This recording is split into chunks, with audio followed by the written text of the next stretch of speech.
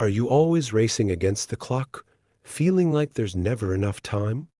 This video is for you, the busy professional, the overachieving student, or anyone caught in the whirlwind of modern life. We'll uncover why we're addicted to being busy, the hidden costs of hurry sickness, and how society shaped this obsession.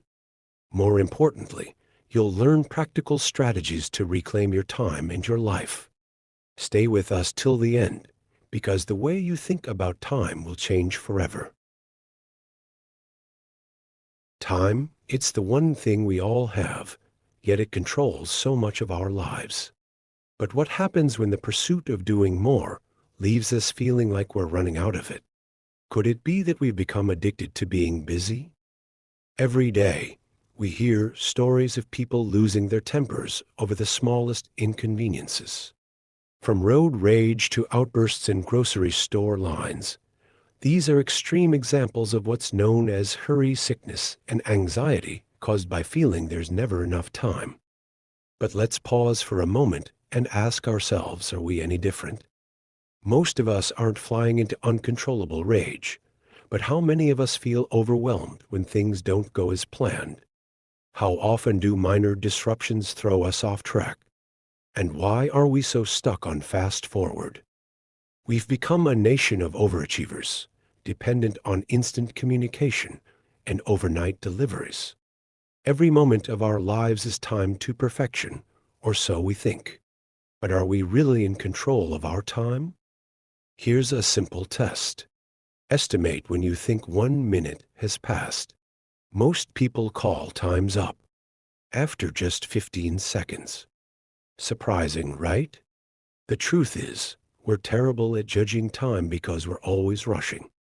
And when asked to sit still for just 1 minute, many of us feel uncomfortable. Why? Because we've forgotten how to just be. We're so consumed by our to-do lists and commitments that even a moment of quiet feels like wasted time. Think about this. What would happen if you left your watch or your phone at home for a day? Would you keep checking your wrist out of habit? Would you struggle to keep track of time? For many of us, the answers are yes and no, proving just how dependent we've become on the relentless ticking of the clock. There was a time when clocks didn't exist. People lived by the rhythm of the sun and the seasons. Now, we're surrounded by constant reminders, office clocks, radio hosts announcing the time, even the flashing neon signs we pass every day. Time doesn't just guide us, it dictates us. So, ask yourself, are you living your life, or are you just running through it, trying to check off the next task? Have you become addicted to being busy? Here's the truth. Time is not the enemy. Our relationship with it is. If we continue to measure our worth by how busy we are, we risk missing out on what truly matters. So pause. Breathe. Take back control. Because your time is your life, and it's too precious to waste in a blur of busyness. How often have you said, "I work better under pressure"? It's a phrase we wear like a badge of honor, but let's stop and ask, do we really? Or is it just another symptom of something far more dangerous, hurry sickness? Many of us develop this habit early, cramming for exams or rushing to meet last-minute deadlines. We convince ourselves that this is when we're at our best. But here's the truth. When the adrenaline rush subsides and you look back at your work, can you honestly say it's your best effort? Or was it just barely enough? Over time, this constant state of rushing turns into a lifestyle. We become addicted to the motion, the speed, the adrenaline. Leisure time becomes a myth. Even vacations aren't immune, as we pack our bags with work emails, beepers, and to-do lists. We don't just live our lives. We race through them. Even our playtime has lost its simplicity. From competitive sports to checklist hobbies, we've transformed relaxation into yet another task. The question is, what are we running toward? And at what cost? The symptoms of hurry sickness are subtle at first: nervousness, fatigue, difficulty relaxing.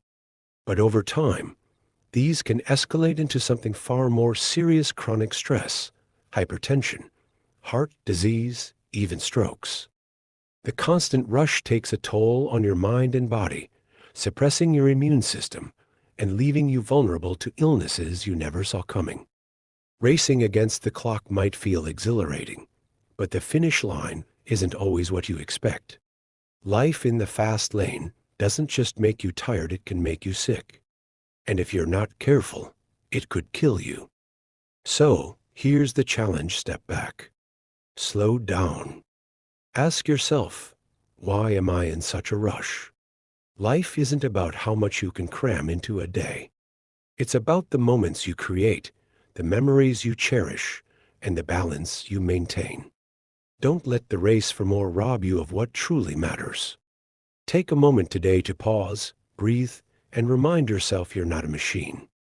You're human, and it's okay to slow down.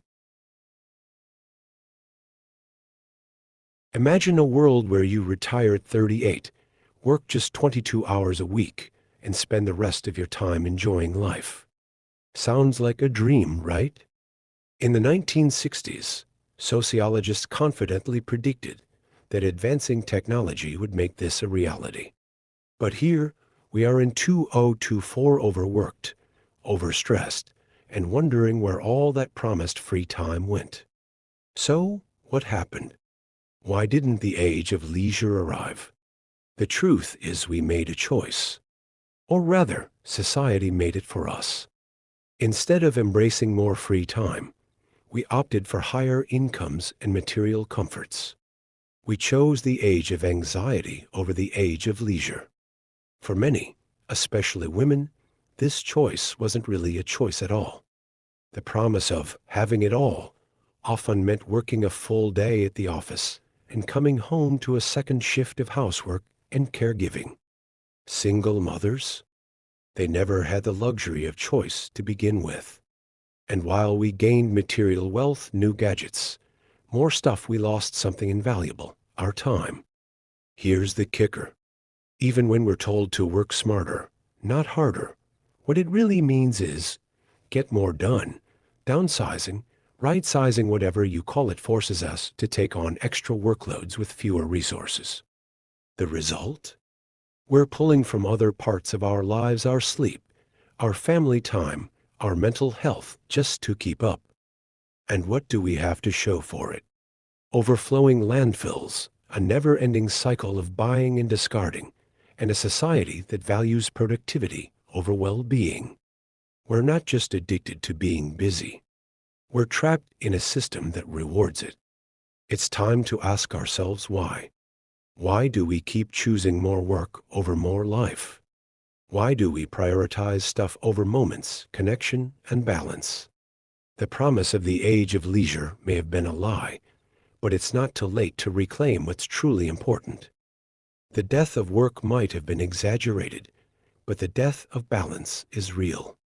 It's up to us to draw the line, to say no to the endless cycle of more and yes to a life where time is our most valuable resource. Because the real challenge isn't in doing more, it's in living better. Who's to blame for our obsession with busyness? The bosses? Society? Sure, they play a role. But in truth, we've done this to ourselves. We wear our busyness like a badge of honor, using it to measure our self-worth. The busier we are, the more valuable we feel. Sound familiar? Stillness makes us nervous. Free time feels unproductive. We dread it so much that even weekends can become a race to do something meaningful. Our language reveals how deeply this mindset is ingrained. Saving time, spending time, wasting time. But here's a question: if time is money, where's all that saved time we've been hoarding? Can you hold it? Can you see it? Try this simple exercise. Write a sentence about how you relate to time. For example, I try to save time by being efficient, Now replace the word time with life. I try to save life by being efficient. Feels different, doesn't it?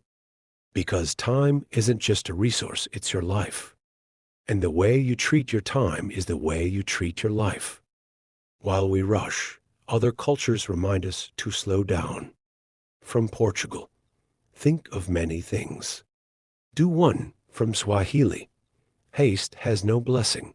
And from Jamaica, today can't catch tomorrow. Time is a concept, not a commodity. It's not something you have, it's the way you measure your life. Here's the truth. You only ever have now. The past is a memory, the future a vision. The moment you're living right now, that's all there is. And that's everything. So how do you make the most of it? Start with these 4 questions. 1. What has to be done? 2. What's most important? 3. How much of it has to be done? 4. How fast does it have to be done? Life isn't a to-do list. It's not about how much you get done, but how you live the moments in between. Remember, your time is your life. Choose wisely.